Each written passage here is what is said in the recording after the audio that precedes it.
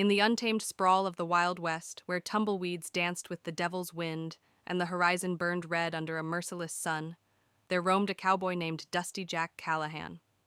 He wasn't your typical gunslinger, though his draw was faster than a rattler's strike. They called him Dusty, not for the trail's grime, but for the cloud of chaos he left in his wake.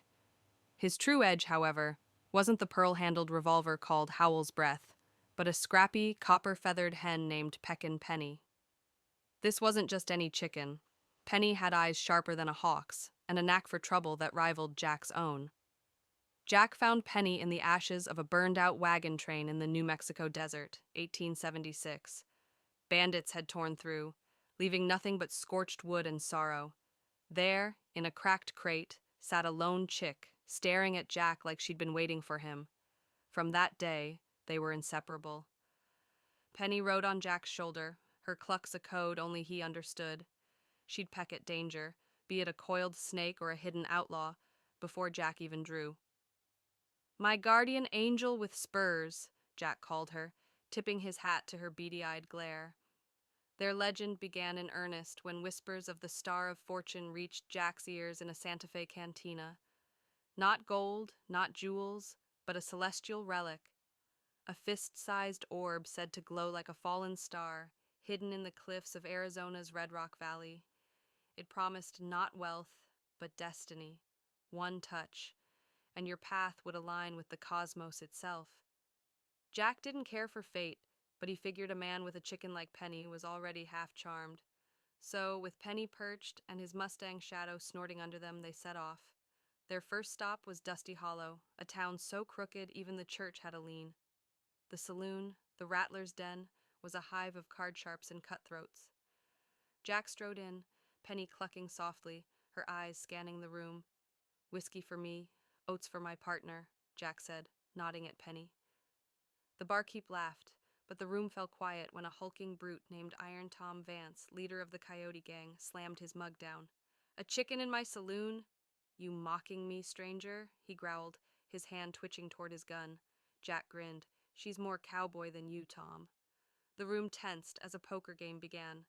Penny, as always, worked her magic. She hopped onto the table, pecking at cards with eerie precision, guiding Jack to a winning hand. Tom's face reddened. "That bird's a cheat!" he roared, flipping the table. Before the wood hit the ground, Howell's breath sang, and Tom's gun hand sprouted a neat hole. He howled, clutching it as Penny flapped into his face, pecking his nose raw. The saloon erupted in cheers. Jack pocketed the pot, $700 in silver, and tipped his hat. Never bet against Penny. Word of the cowboy and his chicken spread like wildfire. By the time they reached Red Rock Valley, the trail was hot with bounty hunters and rival treasure seekers. The valley was a maze of crimson spires and shadowed gulches, haunted by the ghosts of Apache warriors.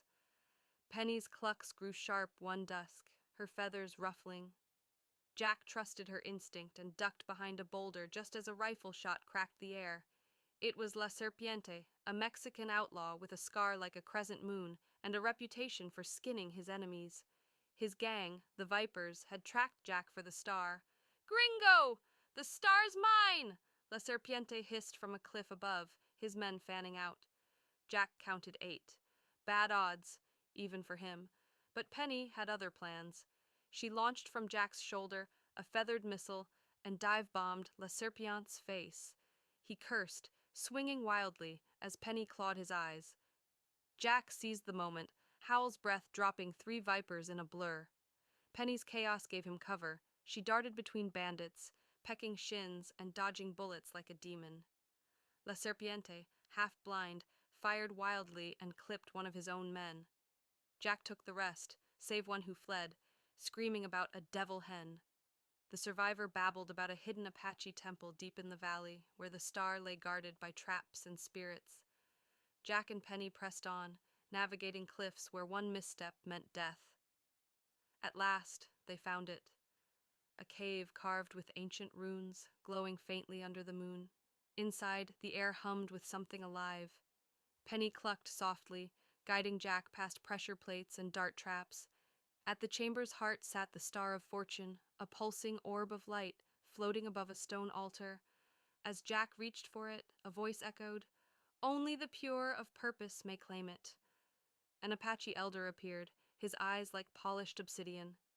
"Your hen sees truth, cowboy. Why do you seek the star?" Jack scratched his stubble.